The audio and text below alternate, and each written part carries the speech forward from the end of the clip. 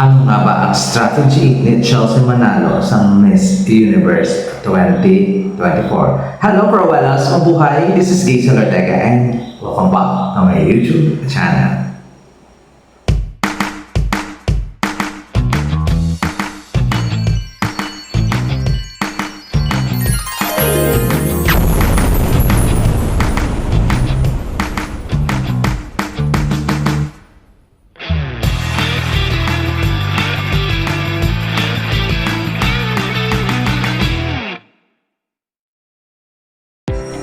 Hello! Kamusta po kayong lahat? Good morning, good afternoon, good evening. Anong oras kayo nanonood sa akin ngayon? Maraming pong salamat. Sa mga bago po dyan subscriber, returning viewers, thank you so much sa support na. Sa mga hindi pa po dyan nakasubscribe, please subscribe my YouTube channel, Jason Ortega, Crowell, and Pageantry. And click the notification bell para updated kayo when it comes na maglabas ako ng aking mga video.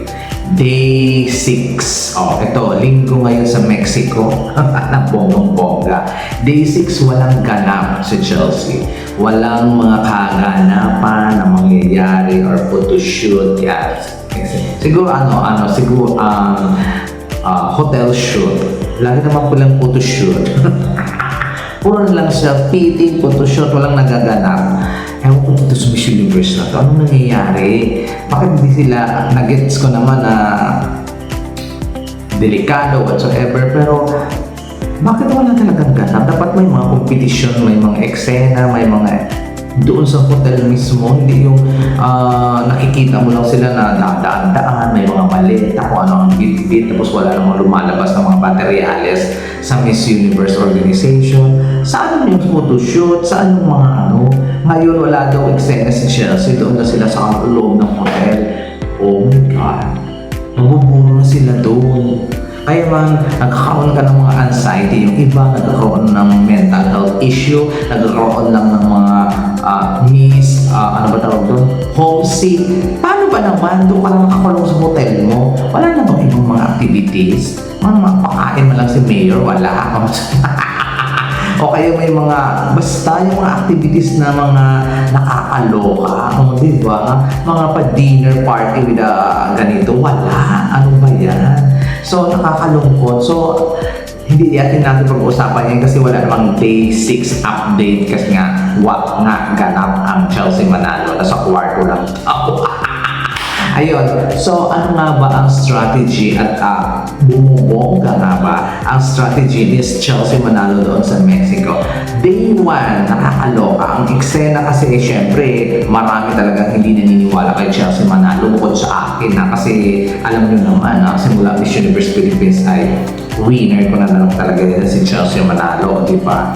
So, maraming hindi naniniwala sa kanya ng mga loser, mga Pero, naniniwala talaga ako. May strategy nga ba siya dito? Yes, of course. At ang strategy na talaga ay dumidikit sa mga Latina, dumidikit sa mga talagang sobrang mga, front runner.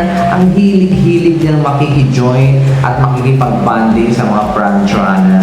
At naliligwak niya ang mga yon when it comes sa kanyang beauty dahil mas napapansin siya. Ayun talaga yung pinakabonggang strategy ni Chelsea. No? Hindi siya lumalapit sa, wala pa siyang close na Asian, to be honest. Ang close lang niya syempre si BBB, ang lakas ng pula, no? Si BBB, si Christina Chok, si Miss Bahrain, Cherie, and the rest is the Latinas. Wala siyang close na Asian, namimili. Ito siguro yung strategy ni Chelsea. Mamimili siya ng mga kasama, namimili siya ng mga makabanding. Ang hilig-hilig niyang dumikit sa mga Latina, also Peru, Puerto Rico, Colombia, Venezuela, Mexico, Dominican Republic, ang dami niya dinidikitan. Pero ngayon hindi na sila nagkakasama ni Dominican, hindi na sila nag-aano ni Dominican Republic, siguro sabihan siya ni Pero, huwag nang didikit siya.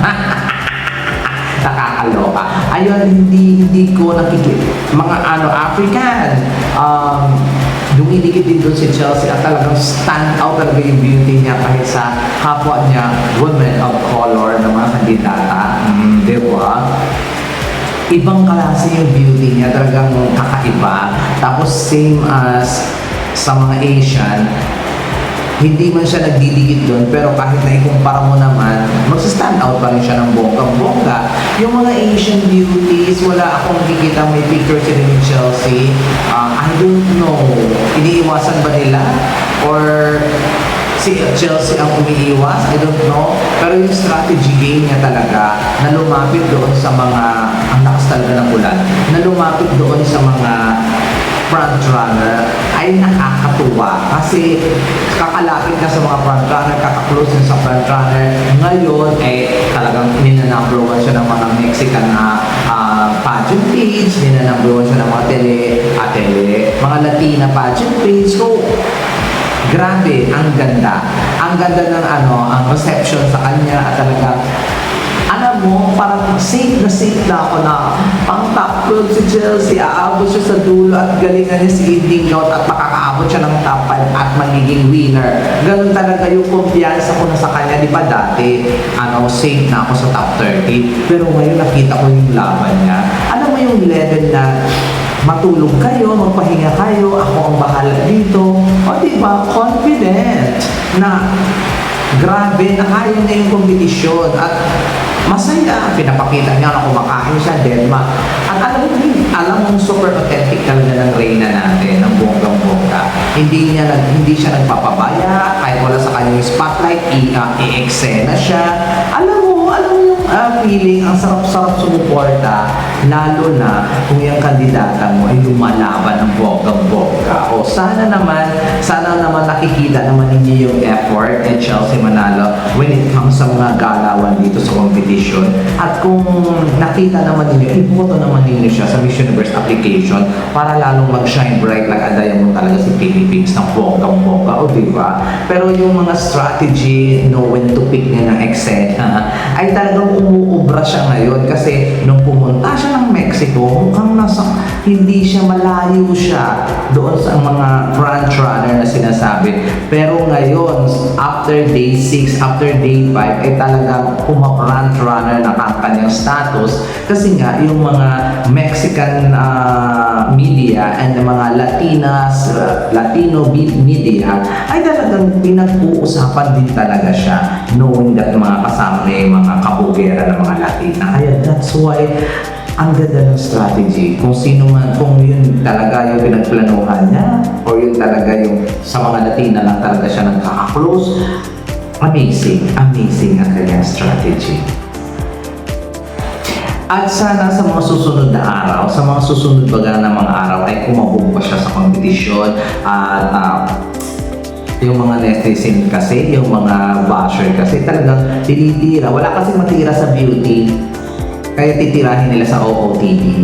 Ang daming hanash. Parang wala naman ako nakikita sobrang tsaka na damit niya. Hindi man yung super pabo at bonggang-bongga, pero hindi naman tsaka. Ay, naku, nakakaloka. Pero sana, sa susunod na mga araw, habang palapit ang competition, ma-maintain ni Chelsea ang ating level ng energy, ating level of beauty. Iba, nakaka-Miss Universe ang kanyang beauty doon. Pwede nga ba sa mga basher at sa mga basher ko? Sa mga basher ko, mga beater, gumawa ka ng vlog para try natin kung may manood sa'yo. Charot. Ayun guys, maraming salamat at sana ay huwag natin kalimutang suportahan ang Chelsea Manalo sa kompetisyon at kung ano man ang strategy niya, magtiwala tayo doon. Kung ano man yung game plan niya, ay magtiwala tayo doon ng bonggang-bongga dahil alam ko sa puso ko na ilalaban tayo ni Chelsea Manalo sa Miss Universe competition. There you go guys, maraming salamat at lagi kayong nanonood at sumusuporta sa aking mga vlogs. Walang masyadong pa-update sa day 6 pero laban lang at ilaban natin ang ating pambato na si Chelsea Manalo sa pamamagitan ng boto. Maraming salamat. This has been Giselle Ortega. Paalam.